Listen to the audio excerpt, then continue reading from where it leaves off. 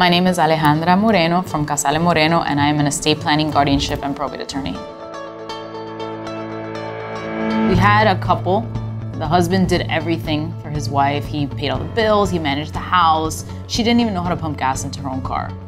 He had this massive heart attack. He ended up in a vegetative state in the hospital, and the woman was in shock. She couldn't make any decisions for him. She was in a catatonic state. So the kids came in, they realized that their father had no chance of recuperation.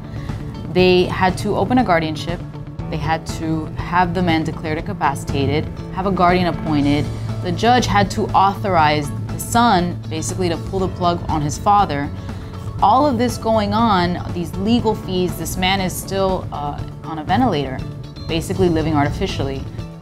Even though this situation is so sad, it's actually very common. And the way to avoid it is by just preparing a living will.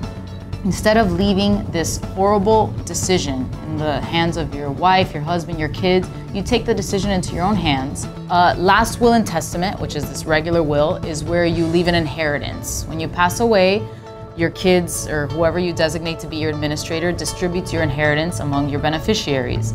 A living will is while you're still actually alive, and that's when you state that if you have no chance of recuperation, you have a series of treatments that you authorize your physician to take, certain life-prolonging options, but other than that, you don't want to be living artificially. When you don't have a living will, your family has to make this decision to end your life. That can be very traumatic because nobody wants to think like, what if, or maybe. They want to be an outsider just grieving and healing and dealing with the situation. They don't want to have to make that decision for you. When you have to go the guardianship route, when you have to hire an attorney, these are not only legal fees that are accumulating, but while you're in a hospital or this incapacitated person is in a hospital, those are hospital bills piling up, it's insurance piling up. So having these documents is so important because you're saving yourself all of this financial trauma that your family's gonna have to go through.